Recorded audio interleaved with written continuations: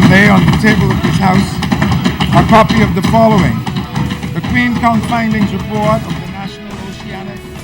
The Minister with responsibilities for local government has been relieved of those duties. Good evening, everyone. I'm Charisma Robinson. And I'm Chris Saunders. Thank you so much for joining us. Now, Prime Minister, the Right Honourable Perry Christie, has facilitated the request of the Honourable Minister V. Alfred Gray to have his responsibilities as Minister of Local Government, those specific responsibilities, stripped until an investigation involving Gray is concluded. And as Janae Noel Ferguson tells us tonight, the country's leader revealed in the House of Assembly this morning that following the allegations, Gray wrote his request in a letter which the Prime Minister obliged.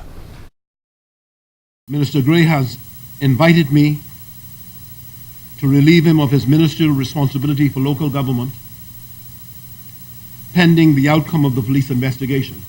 Those responsibilities will now fall under the Minister of Financial Services, Hope Strawn, with immediate effect. The announcement was applauded by the opposition, which called on Gray to resign amidst allegations that he intervened in a court ruling handed down by the Mi'kmaq administrator. Prime Minister Perry Christie said that Gray is taking a different course of action from those opposite. This is a serious matter. They're taken at the highest level, Mr. Speaker. The member for Michael is to be commended, Mr. Speaker, for his responsible approach to this matter.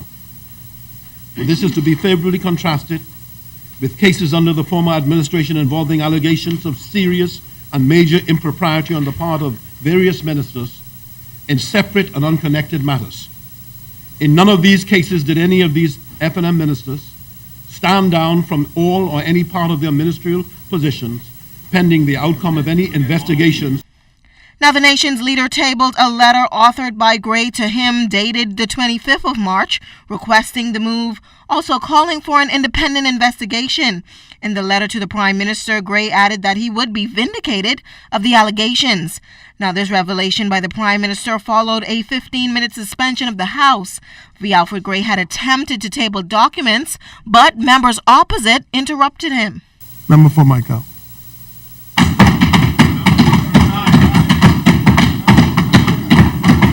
Member,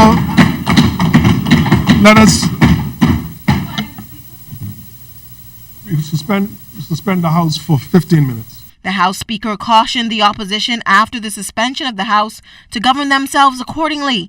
When Mr. Christie announced that Gray's responsibilities would be reduced, opposition members shared their views on this move. We will not sit by and allow Mr. Gray to still the member for Michael remain as minister. Member, I think you should take your seat. Well, again, we believe that he has no moral authority at this particular point to stand up as the Minister of Marine Resources and Local Government. Meanwhile, Minister of State for Legal Affairs Damian Gomez gave an overview of how the investigation involving Gray will play out. In the normal scheme of things, the police investigate allegations of criminal conduct. If they discover anything that they believe is worthy of note, they refer it to the Director of Public Prosecutions, who independently advises as to whether criminal proceedings should be commenced, and on his advice the Attorney General acts to commence or not to commence proceedings. Janae Noel Ferguson, ZNS Network News.